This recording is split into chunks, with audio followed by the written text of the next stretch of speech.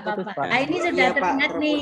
Iya, Sudah siap. terlihat. Siap, terima kasih. Nah, ini journey saya ini tahun 2000 sampai 2005 ya. Jadi dulu itu kan tidak ada HP ya, Bu dan adik-adik. Jadi saya enggak sempat narsis gitu. Jadi saya nggak sempat moto saya di mana, tapi ada mungkin, tapi saya kemarin nyarinya kok agak susah ya, jadi nggak penting lah gitu kan ya. Kemudian 2005, 2015, nah saya jadi TKI ya, jadi Tenaga Kerja Indonesia yang ada di apa namanya Abu Dhabi. Ya begini Bu, kerjaannya TKI itu datang ke tempat kerja, kemudian pulang ke mes, ambil duit, jalan-jalan seperti itu. Nanti balik lagi seperti itu. Jadi sistemnya seperti itu, Bu. Sama adik-adik ya. Dan kemudian itu 2011, sorry ini nolnya kebanyakan. Ini ya saya HSSE di KSO Bas Oil ya untuk sekarang sebagai saya koordinator. Ya ini ada teman-teman saya ini lagi running untuk well service. Jadi ini namanya well service dan kita ada kunjungan dari manajemen untuk mencek lokasi. Kemudian ini mungkin kalau saya ya seperti ini Bu, jadi ya proses safety, occupational health, ya safety practitioner, HSEQC koordinator, ya terus juga saya ada independent konsultan di Levner. Kemudian, nah ini Bu, jadi karena ini kan kuliahnya kuliah instrumentasi ya, jadi saya sajikan pengalaman saya yang instrumentasi saja gitu. Nanti kalau yang lain-lainnya nanti ada lagi lah kalau Ibu nggak mau gitu. Nanti kita buatkan seminar gitu ya. Yang lain-lainnya. Iya baik Bu. Nah ini saya alhamdulillah dulu di Rattler Indonesia sebagai pengelola untuk instrumentasi gas detection system ya. Jadi gas detection system untuk toxic environment ya. Jadi di drilling itu ada yang namanya H2S gitu ya, hydrogen sulfide. Ini sangat toksik. 5 ppm aja sudah harus sudah masuk ke time weight range ya. Jadi itu 10 sampai 1 sampai 10 itu sudah time weight range gitu. Tapi kalau nanti pastinya saya punya bukunya, nanti kalau mau baca ya nanti tak kasih.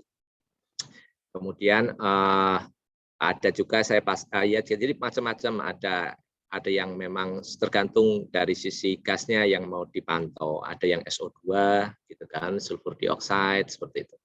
Nah, kemudian saya diperjalankan oleh Allah itu ke Adriatik ya, ke Adriatik. Ini check up rig juga. Ini check up rig ini di Vietnam Sea ya. Jadi di Vietnam sana ya alhamdulillah Bu, jadi alhamdulillah saya di perjalanan saya sobone wis adoh jadi alhamdulillah saya bisa motret di mana di sana seperti apa kegiatannya dan orang-orangnya seperti apa saya tahu. Jadi maksudnya saya tinggal merangkum dan share pada adik-adik dan mungkin Ibu. Kemudian PPEJ ini Pertamina Petrochina East Java. Saya di sana ada 5 tahun lah bolak-balik, 1 bulan kerja, 1 bulan off, 1 bulan kerja, 1 bulan off seperti itu. Jadi 5, karena saya memang service company yang melayani untuk jasa penyediaan instrumentasi untuk poison gas gitu.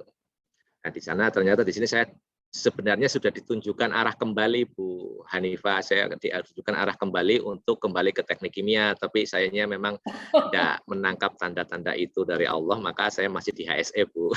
Karena di sini tuh ada yang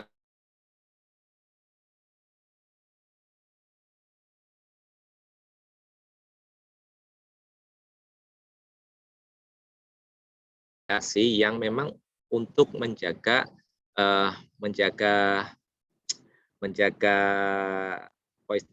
gas itu bisa tidak mengurangi H2S scavenger lah, jadi mengurangi biaya chemical. Jadi dia dirikan suatu unit yang akhirnya jadi pupuk sulfur gitu. Jadi lengkap itu aslinya untuk teknik kimia karena dari proses gas sampai ke padat.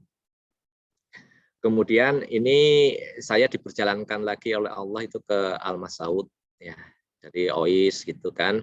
Jadi di sana saya nggak mau ke offshore lagi Bu gitu, dan adik-adik karena saya takut nggak bisa renang terus terang saja. Jadi ini Amarada Hes dan Adriatik ini jadi offshore saya terakhir.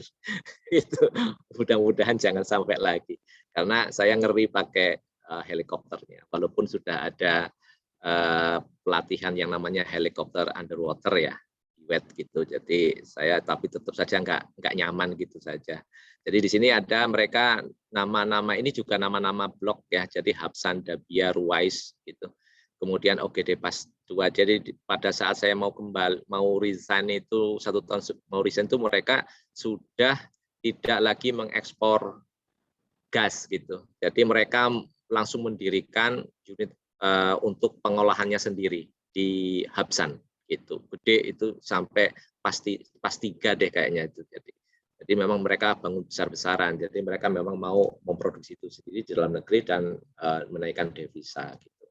Nah, ini sama, saya juga ini di samping itu juga saya jadi safety engineer-nya di sana apabila ada proyek-proyek yang memang butuh assist dari seorang safety engineer ya. Seperti itu. Nah, kemudian saya diperjalankan lagi, saya ternyata di sana kan sudah 6 tahun, kemudian keluarga juga di rumah gitu kan. Jadi schedule 3 bulan, 1 bulan, maka saya mencoba peruntungan ke Indonesia lagi. Nah, ini saya kerja di KSO Bosel untuk sekarang. Dulu saya waktu masih Cooper saya running 3 blok ya, Merangin 3, Sumbaksel sama KSO. Jadi Merangin 3 ini luas daerahnya itu sekitar 1.700 km persegi. Kalau yang Sumbaksel ini kira-kira sekitar 1.400, kalau ini 18 km persegi saja, yang ini kecil. Nah, di sini saya belajar, Bu. Jadi SKK itu punya namanya panduan kerja lah, PTK, pedoman tata kerja gitu ya. Jadi SKK Migas itu punya PTK untuk pengadaan, untuk bagaimana mereka drilling, bagaimana mereka memproduksikan minyak, mereka punya panduan-panduannya. Nah, untuk HSE pun mereka punya. Jadi SKK Migas punya, jadi namanya PTK 005 untuk HSSE.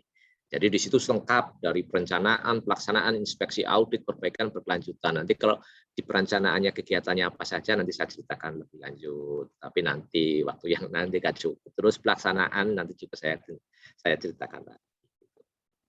Nah kemudian, nah ini untuk education. Nah alhamdulillah saya lulus walaupun telat 7 tahun di sini Bu. Jadi ya bukan orang yang makanya nggak laku di teknik kimia, lakunya di HSE. Tapi ternyata kalau saya sudah tekuni HSE itu saya nggak mau balik lagi ke teknik kimia karena saya sangat mencintai HSE gitu. Itu saja sih. Jadi intinya HSE ternyata pekerjaan mulia ya. Jarang suatu pekerjaan itu dilindungi oleh 3 undang-undang sekaligus gitu. Jadi ada undang-undang kesehatan, undang-undang keselamatan kerja, undang-undang lingkungan. Harusnya orangnya satu-satu itu, tapi kita rangkum jadi satu itu sangat hebat dan sangat hebat ya. Jadi maksudnya kalaupun saya ditanya itu nanti hitungannya jawabannya banyak dan bagus semua gitu, dan insya Allah ya moga-moga diterima sama Allah gitu. Nah ini monitoring dashboard operasional. Jadi ini untuk kayak semacam apa ya namanya dari sisi edukasi ya. Jadi saya coba pisah-pisahkan karena ini memang saya membuat implementasi monitoring performance occupational health safety environment berdasarkan ISO 45001, 14001 sama 9001 itu memang berdasar dari sini, Bu. Jadi saya kembangkan ke sini, maaf. Jadi memang saya mencoba memandang sudut sistem manajemen ISO itu dari sudut yang berbeda lah gitu. Jadi caranya orang Indonesia memandang lah kalau bisa itu dijadikan gitu. Jadi jangan melulu kita pakai barangnya orang luar gitu kan. ISO, aku sudah sering Bu keliling ke perusahaan-perusahaan itu, mereka kadang-kadang bingung menerapkannya gitu. ISO. Terus jadi ora ISO gitu Bu. Jadi gitu seperti itulah Bu ya. Apa adik-adik ya. Jadi tapi coba saya nanti slide ini juga ada saya muat nanti mungkin sekilas saja nanti kopiannya juga nanti saya kasih ke Bu Deni gitu. Terus nah Iko ini sudah tadi dijelaskan oleh Bu Deni dan terima kasih ya mungkin itu nanti jangan dijelaskan lagi. Nah ini materi presentasinya pengenalan sistem manajemen di bidang health safety dan environment. Terus bahaya dan risiko, pengertian bahaya itu apa? Bedanya sama risiko itu apa? Itu kadang-kadang terbalik-balik gitulah. Nah, kita coba luruskan. Ya mungkin ini saya nanti kan ini ruang diskusi ya. Jadi mungkin saya juga dalam menganalisa salah, gitu kan. Nah, itu nanti kan bisa dicari yang terbaik, bagaimana kita bisa mendefinisikan bahaya dan risiko. Kemudian pengendalian risiko, bagaimana metode pengendalian risiko dalam era industrial 4.0. Itu sudah sangat, semuanya digitalisasi. Dulu kalau mau nyatet-nyatet, kalau orang milenial sekarang kayaknya sudah jarang deh nyatet, ya kan? Kalau momennya apa namanya ini biasanya langsung deh direkam saja gitu. Nanti didengerin aja, nyatetnya nanti deh gitu. Nah, seperti itu karena memang semakin zaman maju, semakin orang itu tidak seperti kita dulu, Bu Deni gitu. Saya dulu untuk cari satu paper untuk nyusun skripsi itu harus dari Tembalang sampai ke kantor pos lama. Itu untuk mendapat satu paper bahan untuk skripsi teknik kimia. Jadi karena internet ada di situ gitu. Ke atas sudah nggak ada lagi gitu. Jadi internet sudah itu sangat terbatas dan sekarang harusnya kalau milenial itu nggak bisa kayaknya nggak tahu gitu kayaknya aneh gitu kan. Cuma sekarang tantangannya bagaimana kita memilih informasi gitu. Itu saja. Kalau dulu kita mencari informasi, sekarang tantangannya memilih informasi yang cocok untuk kita, cocok untuk apa yang akan kita pelajari seperti itu. Nah, kemudian ini saya coba karena ini 4.0, saya coba sistemnya sistem orang software kan gitu. Jadi ada hardware, software, database, prosedur, operating personal, input and output, medium and message. Ya itu, ini saya gambarkan dulu secara umum. Maksudnya ini karena kita 4.0 saya gambarkan ini. Tapi sistem itu, loh, terus bingung Pak, sistemnya kan banyak sekali. Iya, karena sistem itu ya 7 miliar sistem, orang ya 7 miliar sistem. 7 miliar orang ya 7 miliar sistem. Tapi kita pilih sistem yang punya profit, ya kan? Berarti perusahaan. Berarti itu ada suatu kegiatan aktivitas produksi, aktivitas profit di situ gitu kan. Ada ISO auditor bisa main di situ, ada sisi ekonominya dan gitu. Tapi kalau untuk sistem manusia sendiri secara pribadi ya tergantung Mbak-mbak atau adik-adik dalam mengaturnya gitu. Yang penting planning, doing, ya kan, cek lagi, kemudian diperbaiki seperti itu. Kemudian direncanakan lagi untuk perbaikannya itu dilaksanakan seperti apa, terus muter. Jadi semuanya itu muter siklis. Kalau ngomong sistem berarti siklis. Kalau saya di proses kimia berarti hitungannya ada input output, input proses output recycle. Jadi ada satu recycle yang harus dikeluarkan, umpamanya ada pembakaran, flare up gitu. Biasanya untuk menyeimbangkan sistem sehingga sistem yang berjalan untuk suatu produksi itu bisa terjaga dengan baik. Nah, kemudian ini saya coba saya luruskan dulu, baru saya sikleskan gitu. Jadi biasanya kan orang pikirannya paralel dulu. Kalau mau sikles-sikles kadang-kadang pusing karena muter-muter kan seperti itu. Saya paralelkan dulu. Jadi ini memang saya temanya kafi gitu. Jadi katanya wawasan orang itu akan berkembang kalau jalannya jauh. Terus kemudian kopinya kental gitu. Jadi itu saya juga nggak tahu, tapi saya coba memang iya sih kayaknya gitu. Jadi begitu. Jadi ini K4 itu klausul ya. Klausul 4 itu masalah lingkup organisasi, komunikasi dan kepemimpinan, perencanaan klausul 6, klausul 7, 8 itu sumber daya operasional, inspeksi, kemudian perbaikan berkelanjutnya kita nikmati gitu. Supaya kedepannya lebih baik lagi. Kita minum kopinya seperti itu. Kemudian nah ini yang untuk siklis kan saya paralelkan itu karena supaya nggak bingung. Nah ini untuk yang siklis gitu. Ya, siklis seperti inilah ya. Jadi kita sebelum merancangkan apa itu kita harus tahu lingkupnya apa dulu. Ya seperti nanti adik-adik menyusun skripsi ya. Berarti ini dulu dikuatin dulu 4.1. Apa sih isu yang akan adik-adik angkat kan gitu. Kemudian kebutuhan ekspektasinya apa dari isu itu. Jadi untuk apa umpamanya Pak mau nulis apalah mesti harus 4.1, 4.2, kemudian jadi 4.4 yang siap untuk disampaikan ke sebagai proposal 4.4 itu. Nah, kemudian nanti baru ke perencanaan, dan rencananya penelitinya apa, datanya dari mana gitu kan, cara menganalisnya seperti apa. Nah itu kan, ya itu sama, ini sumber dayanya apa nanti, oh sumber dayanya saya laptop satu, kemudian saya harus survei ke perusahaan ini, balik lagi apa yang harus saya dapatkan seperti itu kan.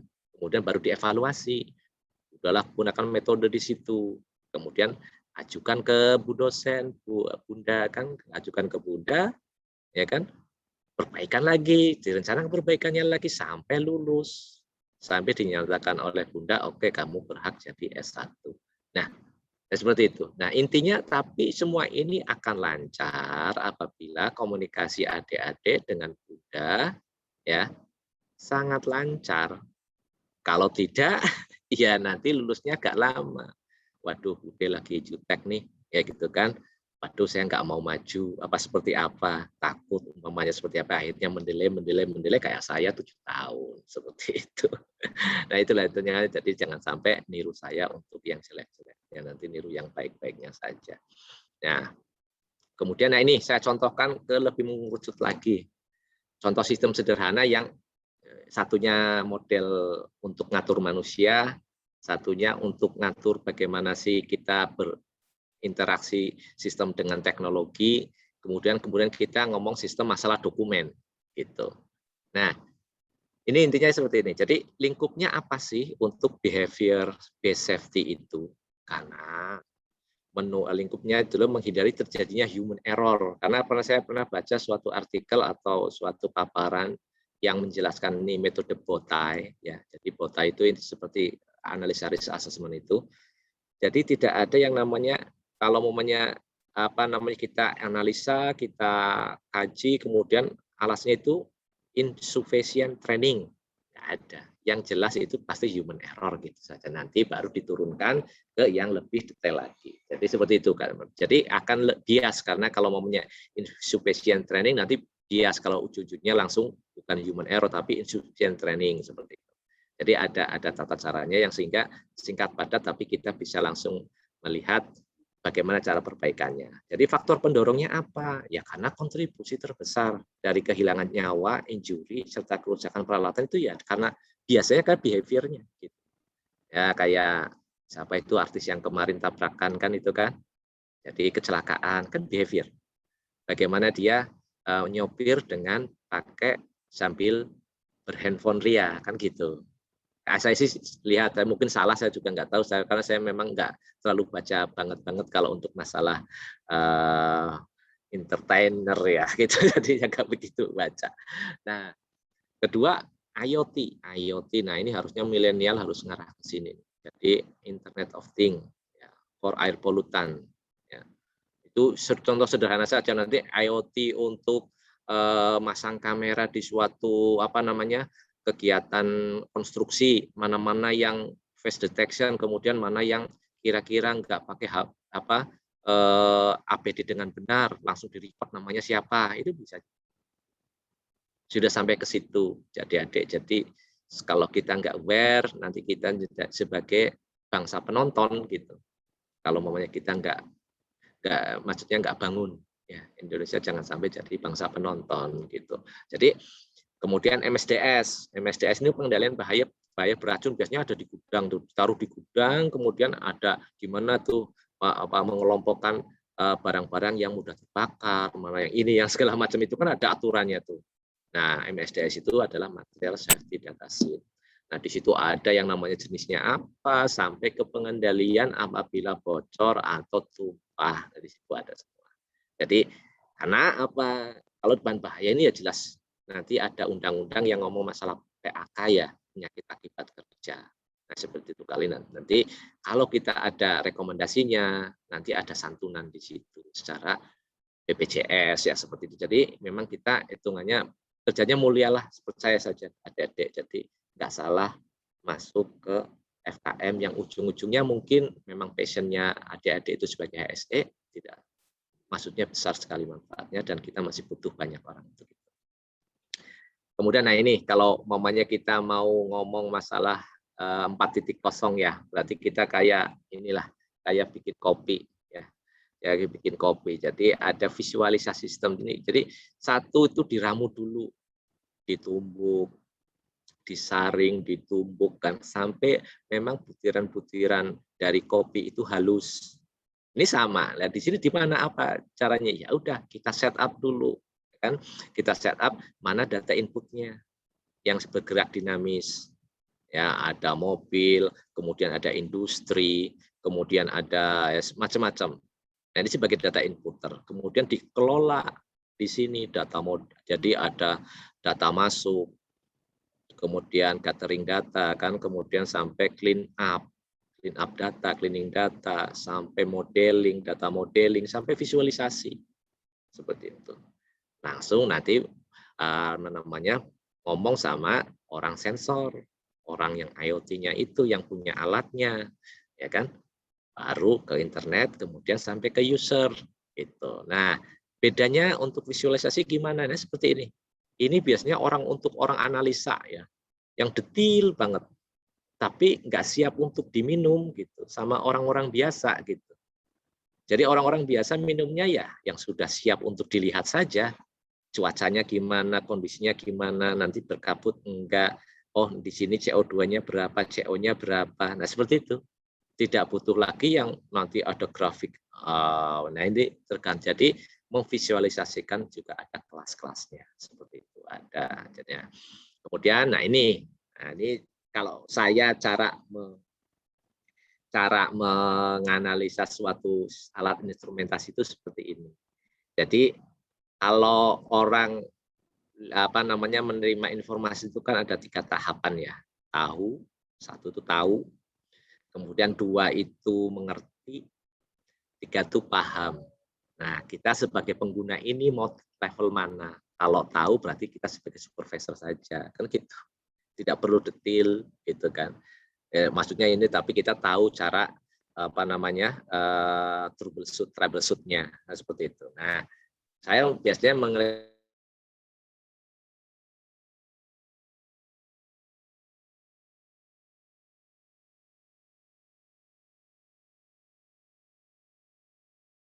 ada oksigen 20,9, 0% itu LEL atau gas mudah terbakar, low explosion limit gitu ya. Nah, ini terus fungsinya apa? Seperti itu. Fungsinya alat pendeteksi gas yang fungsinya itu hanya pendeteksi gas yang berfungsi sebagai peringatan atau warning. Jadi bukan alat ukur kalau ini. Jadi salah kalau umpamanya nanti Mas ini ada H2-nya berapa itu? Oh pasti sekian, bukan. Jadi ini memang alat yang dideteksi untuk alat yang didesain untuk warning. Jadi untuk supaya apabila ada gas yang beracun, orang yang sudah di lingkungan yang sudah tidak aman lagi, dia bisa escape seperti itu. Nah, prinsip kerjanya itu alat yang dilengkapi oleh sensor jenis elektrochemical dengan bantuan pompa penghisap nih. Ya. Kemudian setting pengukurnya berdasarkan TWA style. Jadi TWA itu time weight average sama style itu short term exposure limit. Nah, ini ilmu lagi. Kalau mau detail lagi pengen Indonesia harus bikin sendiri, ya ini harus paham ini dulu reaksi elektrochemical. Nah, tapi kalau orang FKM kan nggak perlu. Nah, berarti yang gerak di sini adalah orang-orang kimia seperti itu. Jadi bagaimana perbedaan elektron ini bisa menaikkan arus sehingga angka yang di sini berubah sesuai dengan konsentrasi dari gasnya yang didetek seperti itu. Nah, ini mungkin bisa kalau memang cocok silahkan terapkan, kalau tidak cocok ayo kita diskusi sehingga kita dapat suatu analisa yang memang cocok dan cepat dan mudah untuk dipraktekkan pada saat kita bekerja gitu. Soalnya kadang-kadang bekerja itu butuh suatu action yang cepat juga, tidak oh, Mas HSE ke sini, saya baca buku dulu, nggak bisa. Kelamaan nantinya seperti itu. Jadi kita butuh yang proses yang cepat. Nah, kemudian ini definisi bahaya ya, definisi bahaya danger. Jadi suatu kondisi di mana hazard ini dari Pertamina ya, kemarin saya dapat ini, tapi sini bagus banget. Pertamina itu menggambarkan ini. Jadi suatu kondisi di mana hazard dan potensial victim berada di dimensi yang sama ya, di jalan, jangan pisah-pisah, pindah-pindah gitu. Hazard, ya ada jalan, ada mobil pasti. Kan seperti itu. Tapi kalau nggak ada mobil, ya ini hazard, harus dikontrol nih. Kalau ada mobil tiba-tiba, orang tahu di situ harus apa, tengok kanan kiri, apa seperti apa. Nah, kalau danger berarti ada orang yang melangkah ke situ, tapi belum masuk. Nah, kemudian kalau risiko, kalau sudah jalan nih ada namanya mobil ini segala macam. Nah, itu yang namanya risiko. Risiko apa? Tertabrak. Karena ini sering ketukar, sering ketukar. Dan nah ini bedanya risiko itu ada apa namanya, dia sudah ada konsekuensi, sudah ada likelihood. Jadi konsekuensinya apa? Terus kemudian likelihood-nya apa? Gitu. Seberapa banyak, seberapa lama, seberapa kerap, seberapa parah dampak, nah, gitu. Itu sebabnya risiko didefinisikan sebagai kombinasi dari probabilitas, kemungkinan, dan konsekuensi. Jadi biasanya rumusnya konsekuensi kali likelihood itu adalah risiko. Nanti dijelaskan di risk matrix ya. Nah ini saya nggak bisa ngomong ini. Saya ada satu pendekatan tersendiri untuk ini ya berdasarkan ya ini ceramahnya Gus Baha jadinya. Jadi dulu tuh kalau umpamanya Nabi itu yang sezaman adalah Nabi Isa sama Nabi Yahya gitu ya. Yang satunya sukanya ke orang-orang fasik, yang satunya sukanya ke orang-orang yang sangat apa namanya terdidik lah, orang-orang yang alim kayak gitu. Ini juga sama. Jadi di proses di safety itu atau di HSE itu ada dua mazhab yang berbeda. Jadi dua kitab yang berbeda. Jadi kitab keselamatan proses sama kitab keselamatan pekerjaan, occupational health. Kalau ini yang membedakan apa? Likelihood-nya. Kalau di pekerjaan occupational health, likelihood-nya sering kejadian karena memang aktivitas manusia. Gitu.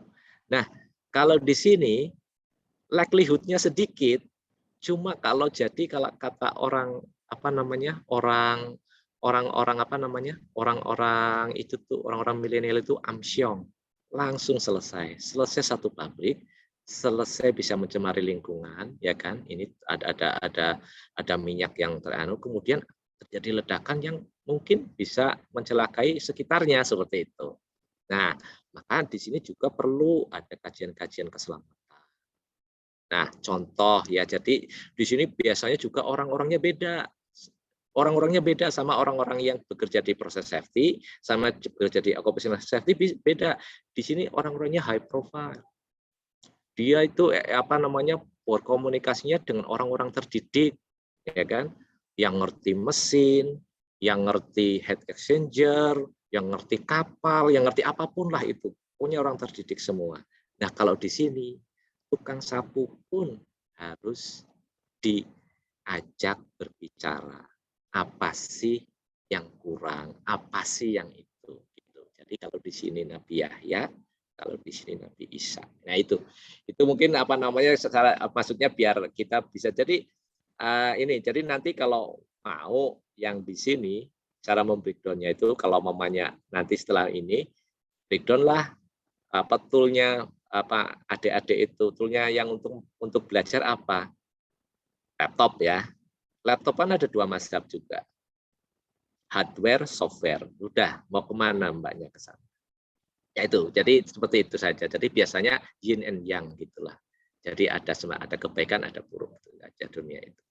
Nah kemudian pengendalian risiko nah ini menarik jadi banyak sekali tidak bisa ditentukan dalam satu titik. Ya, jadi ini tergantung leadership, cara mereka menerima risiko. Menerima risiko itu sebagai suatu kesepakatan untuk dijalankan seperti itu. Jadi apa namanya sangat unik gitu. Makanya ISO salah satu standar yang tidak disertifikatkan cuma manajemen risiko. Jadi lingkungan ada ISO 14.000 mutu ada 9.001. Kemudian keselamatan kerja ISO langsung ngeluarin lagi untuk ganti OSAS dulu, OSAS yang British Standard itu. Ya dikasih jadi ISO 45.001 gitu. Karena jadi gitu. Jadi hitungannya memang apa sih sistem manajemen itu yang dikendalikan apa? Ya risiko. Loh, risiko mau distandarkan ya nggak bisa. Risiko kan berbeda-beda seperti itu. Nah itu. Ya, tapi mereka mempunyai framework untuk bagaimana membreakdown dari yang namanya risiko. Framework saja, tapi tidak bisa dibakukan. Seperti itu. Kemudian ini saya coba terjemahkan gitu ya. Jadi ada action tracking gitu. Jadi biasanya gini, di HSE itu ada semua kegiatan itu ada tindak lanjut. Kayak kita bekerja juga ada tindak lanjut pasti. Gitu. Nah itu ternyata saya gabung-gabungkan tuh dari meeting saya catat, kira-kira nanti momennya ini PIC-nya siapa, yang isu siapa seperti itu. Kemudian kira-kira penutupannya seperti apa gitu. Nah, eksploitasi ASE. Nah, jadi semuanya masuk dalam satu. Tapi saya bingung juga. Nah, ini bagaimana cara kita mengetahui mana yang terbuka, mana yang tertutup, seperti itu kan. Nah, itu apa maksudnya? Nah, ini yang coba saya sederhanakan. Karena kalau dihitung-hitung dari 2018 sampai 2020 saja saya ada 4.767 action tracking. Ya, kalau umpamanya satu Excel itu satu sheet ada 2 juta row. Itu. Jadi terbatas juga. Tapi kadang-kadang nanti kalau umpamanya semakin banyak, nah saya nyimpennya di mana? Nah itu dari pertanyaan. Tapi semuanya ada pemecahannya. Gitu.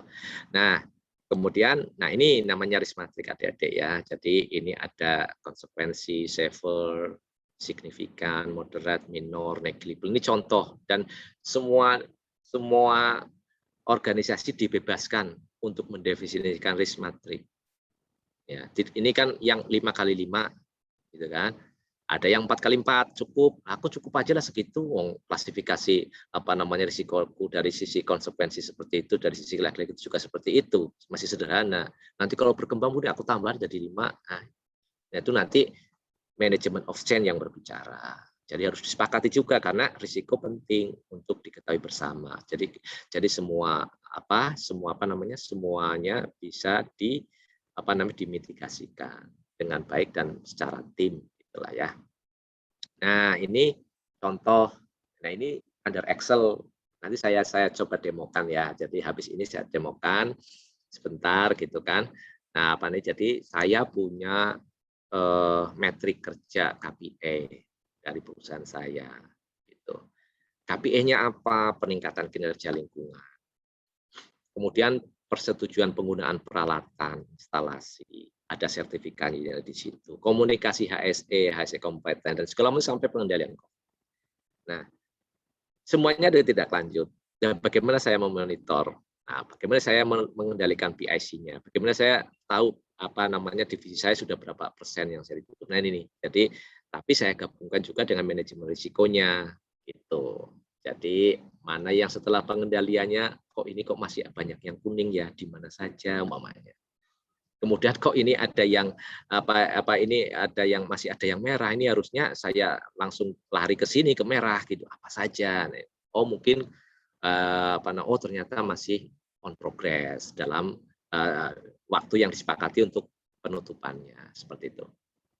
Nah, ini kalau sudah dalam bentuk aplikasi. Nah, ini saya pakai Power BI gitu ya. Jadi gratis. Jangan segan-segan mendownload di situsnya Microsoft gitu. Kalau memang sudah ini memang harus pakai corporate corporate email, cuma kalau mamanya nggak pakai corporate pun itu masih bisa digunakan secara full, secara fungsi gitu. Jadi maksudnya tidak sign in lah, tapi tidak bisa share gitu. Nah, seperti tidak bisa share ke mobile, ke laptop teman, ke website kayak gitu nggak bisa. Nah, itu tuh. Jadi kita ya saya ya karena memang kadang kalau HSE kan gini Bu, jadi bermainnya di intangible ya, jadi yang nggak kelihatan. Sedangkan banyak perusahaan yang mainnya tangible, ya kan, yang fokus ke tangible, ke profit, kemana segala macam, ya kan. Nah, kadang-kadang saya banyak mendengar curhatan, aduh di perusahaanku susah, masa minta APD aja, susahnya minta ampun kan untuk manusia. Nah, seperti itulah. Untuk ini untuk keselamatan segala macam ini. Saya harus ini nih. Nah, itu mungkin saya juga nggak tahu karena memang saya waktu menyusun tesis juga saya cari keterkaitan HSE dengan profit gitu. Ya memang keputusannya masih belum ada, tapi saya masih berkeyakinan ada dan bisa bisa digrafikkan lah, maksudnya bisa ditunjukkan lah data-datanya itu. Kalau mamanya kita ngomong bahwa nih ketika kamu menjalankan HSE maka profitmu akan lebih terjaga dan mungkin bisa lebih naik lebih cepat gitu. Nah, itu yang lagi saya coba mungkin ya karena diskusikanlah praksi-praksi dengan HSE, praksi-praksi HSE. Karena dari dulu saya itu juga sama, Dedek. Jadi HSE itu kayak dipandang sebelah mata gitu loh. Kerja kok delok iwang kerja. Maksudnya kerja kok ngelihatin orang kerja. Nah gitu loh.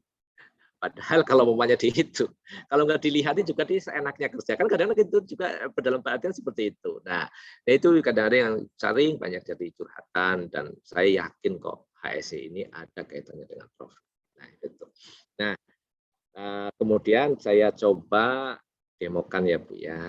Jadi saya demokan untuk ini. Jadi Mas-mas ini adalah saya coba tarik ke atas. Nah, ini under Excel ya. Jadi jangan main-main dengan Excel. Excel itu kalau saya baca buku di The Bible of Excel gitu. Jadi namanya aja udah ngerti ya, kitab sucinya Excel lah gitu ya. Jadi kita di dalam di buku itu ngomong bahwa software yang paling berbahaya adalah Excel. Karena turunannya semua software itu dari Excel aslinya. Seperti itu. Jadi jangan mengunderestimate lah. Iya kaku, cuma itu adalah nenek moyangnya software lah gitu seperti itu. Jadi asal usulnya dari ini software yang sudah ada sekarang itu terbangun dari Excel itu sendiri. Nah, ini saya coba contohkan umpamanya ya. Jadi saya mau melihat progres ya. Jadi ini kita ngomong kita normalkan dulu. Normalkan dulu. Nah, ternyata kalau umumnya ini masih reading ya memang ini saya bikin karena kenapa sangat berat karena saya ubah-ubah terus karena memang saya sesuaikan dengan kondisi jalannya sistem gitu loh. Jadi kalau sistemnya agak berubah dikit saya ganti lagi sebetulnya sampai saya menemukan ini. Jadi ini kalau kita lihat 2019 kita bisa lihat di mana itu berapa persen. Ya. Nah, 89% apa yang kurang juga bisa kita detek gitu. Kemudian tahun 2020 ya kan. Nah, itu berapa? Kemudian 2021 seperti apa. Nah, saya contohkan juga lah ini dengan yang kemarin saya lakukan waktu saya mau merunning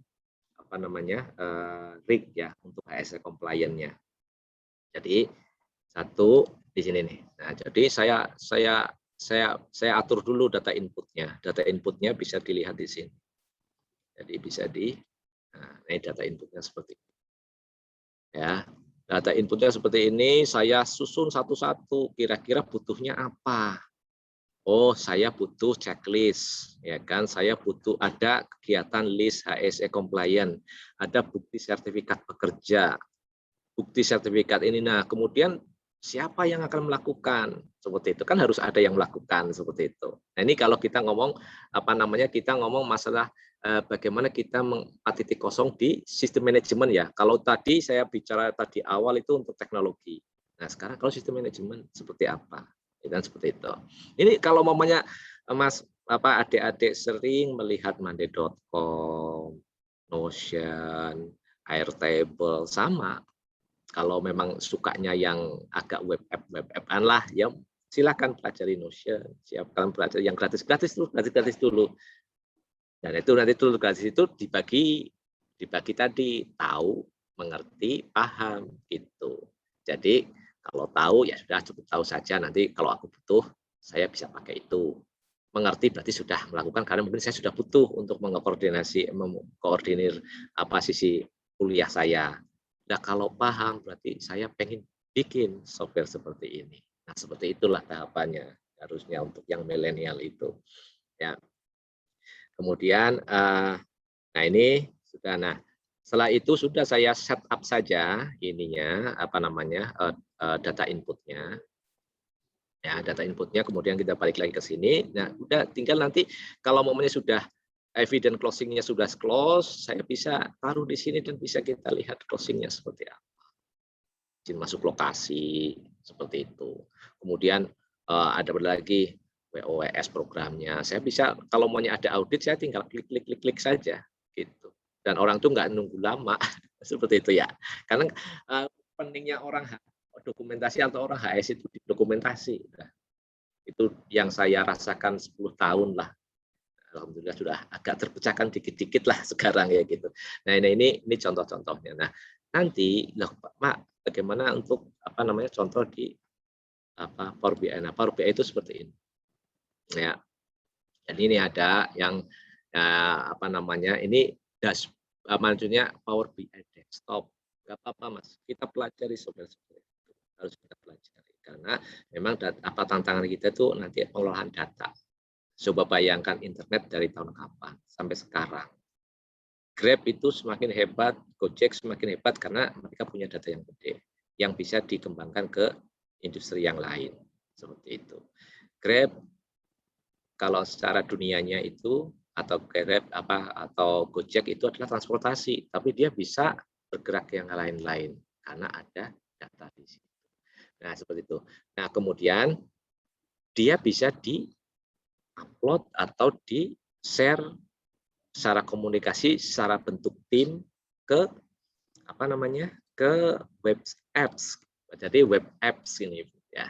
Ini yang tadi yang bentuknya tindak lanjut tadi saya share di sini, apa saya masukkan di sini. Kemudian ada yang terus saya turunkan dulu. Nah, ada tindak lanjut, gitu kan. Nah, yang tadi itu kan cara yang ada juga ya. Jadi makanya jangan berhenti di satu titik untuk pengendalian risiko itu. Jadi ada yang namanya yang ini, jadi sudah langsung bentuknya risk matrix gitu. Jadi saya tahu setelah post mitigasi ya equipment apa defect-nya itu yaitu ada berapa. Yang di merah berapa. Setelah pengendalian, kemudian nanti mitigasi analisisnya seperti apa. Nah ini mungkin apa nanti bisalah, ini kan contoh ya. Jadi ini juga masih belum saya kembangkan lagi. Maksudnya masih banyak ruang-ruang perbaikan yang harus kita lakukan lah ya. Jadi intinya bagaimana kita apa namanya HS itu juga bisa di high tech gitu. Jadi bisa lebih terjaga wibawanya apa gimana ya, itu seperti nggak tahu, tapi wibawa jelas lah itu karena jelas apa HS itu punya warna tersendiri dalam perlindungan dari sisi keselamatan kerja, baik orang, baik peralatan, baik lingkungan ya kan. Nah itu sangat mulia lah seperti itu. Jadi itu apa namanya gambaran dari saya Bu Dani ya Bu Deni, jadi Bunda ya. Jadi intinya itu apa namanya gambaran yang mungkin ya ini tarapannya tahu dulu. Nanti kalau gampang kalau mau lihat orang itu mau mengerti itu biasanya nanya. Nah kalau maunya nanyanya sudah sangat aneh, sering kerap, nah itu pengen paham biasanya. Gitu aja sih Bu kalau membedakan mahasiswa itu. Kalau mamanya apa namanya, jadi memang kalau paham berarti dia pengen suatu ilmu yang dia pelajari ini mau jadiin dia itu jadi apa pengetahuan yang dia pahami itu jadi ilmu. Karena pengetahuan dan ilmu berbeda menurut saya. Pengetahuan itu bisa adik-adik browsing setiap saat gitu kan. Tapi kalau ilmu itu harus diamalkan. Jadi bedanya itu. Jadi derajatnya lebih tinggi daripada pengetahuan. Kalau pengetahuan cuma masuk ke database-nya adik-adik saja. atau Bu Deni. Tapi kalau sudah dipraktekkan dan segala macam itu sudah jadi ilmu. Itu jadi memang saya penggemar kopi. Jadi saya memang ini temanya kopi biar santai, obrolannya juga seperti di warung kopi sehingga tidak karena ini ya apa namanya udah sore gitu ya Bu ya. Gitu Bu. Jadi itu Bu dari saya Bu, terima Nah, kasih untuk waktunya. ya, Iya. ya, ya. Ya, jadi bisa dibayangkan kan adik-adik bagaimana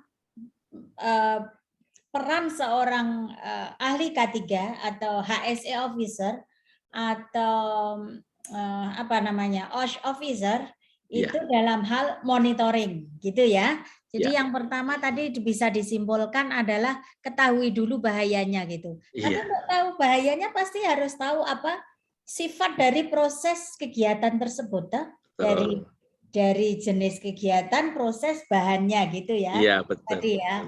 Betul, Oke, so sekarang ada pertanyaan tidak gitu. Jadi kalau nanti ada pertanyaan nanti ini slide-nya Bunda udah dikasih nanti kita sebar ya. Slide-nya Pak Ardono juga udah ngasih gitu. Iya. Iya. Nah, ini saya kirimkan ke Anissa biar disebarkan. Silakan bila ada yang bertanya loh. Bayangkan, mumpung ada waktu loh ketemu betul-betul yang melaksanakan. Halo, siapa yang mau bertanya? Halo, halo. Wah, ya. Halo Bunda, izin Mas. Silakan. Ya. Langsung bisa membuka mute-nya toh, nggak usah harus dibukakan toh? Iya, bisa Bunda. Oke, mungkin terima kasih sebelumnya atas kesempatannya. Perkenalkan nama saya Wahya dengan NIM belakang 094. Saya juga mau bilang terima kasih kepada Pak Sri Suhardono yang udah memberikan materinya gitu. Jadi punya bayangan gitu kayak seperti apa HSE itu kerjanya kayak gitu.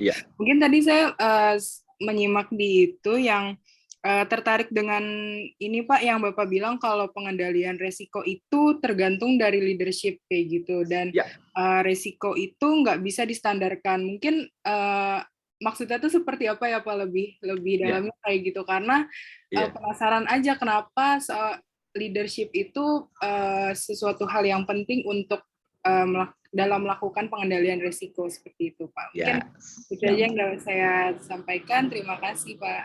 Iya. Bagus banget pertanyaannya. Baik Bu. Jadi ini langsung dijawab Bu. Yes. Iya. Baik. Jadi gini Mbak Wahya ya. Jadi intinya ya risiko maksudnya tidak bisa distandarkan itu bagaimana cara organisasi itu menilai risikonya.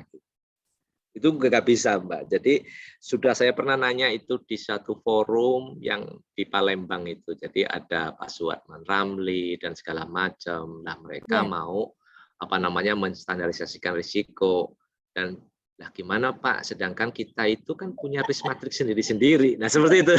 Nah gitu.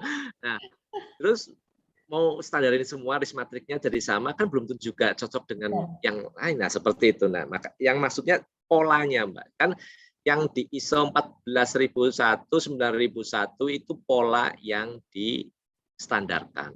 Bagaimana pola kita mengakses lingkup organisasi, kemudian pola kita itu merencanakan kan seperti itu. Nah kalau kita mau lihat ya. Kalau mau lihat ya Mbak ya, jadi mau lihat coba saya share lagi. Ini nanti saya coba karena saya nanti takutnya kebanyakan saya nah ini. Jadi nanti saya share ini Bu. Karena tadi takut saya kasih ini nanti kebanyakan ininya. Nah, organisasi dan konteksnya ini. Nah, ini pihak berkepentingan terkait isu yang relevan dengan sistem MK3LL, kebutuhan, harapan. Nah, itu nanti ya memang kalau saya memang caranya mungkin berpikir secara database ya, jadi langsung saya ini butuh ini seperti itu. Nah tadi kenapa kok organisasi untuk komunikasi itu sangat penting banget Mbak. Coba kita lihat deh di diagramnya aja biar lebih ini. Di diagramnya itu kan seperti ini Mbak. Dia ada di tengah, semuanya bolak-balik. Kalau ini satu arah, semuanya bolak-balik karena apa? Di perencanaan itu butuh kepemimpinan, butuh komunikasi. Mau diapakan nih rencananya? Kan gitu. Kemudian kalau untuk di sumber daya operasional juga butuh dikomunikasikan dan arahnya bolak-balik gitu kan. Nggak bisa satu arah seperti ini. Jadi makanya kalau saya itu jadi gini, sukses tidaknya suatu HSE atau suatu sistem apapun itu tergantung leadership-nya masing-masing. Kayak kita aja, kalau kita tarik ke paling bawah deh pribadi, sukses tidaknya hidup kita itu sesuai tergantung dengan kitanya, kan seperti itu. Tergantung usahanya, tergantung seperti itu, ya kan gitu. Jadi kalau ditarik ke bentuk organisasi yang terus berkomunikasi dengan banyak orang, ya sama. Kepemimpinan siapa? Pemimpin tertinggi perusahaan. Seperti itu, Bu. Seperti itu, Mbak Wahya. Moga-moga menjawab pertanyaan. Seperti itu. Okay. Iya, baik Pak. Berarti peran pemimpin itu memang sangat perlu ya Pak dalam menentukan. Oke, baik Pak. Baik, terima kasih banyak Pak Sri Suharto. Dan yang penting ini Mbak, orang HS itu harus mengasih solusi. Caranya mengasih solusi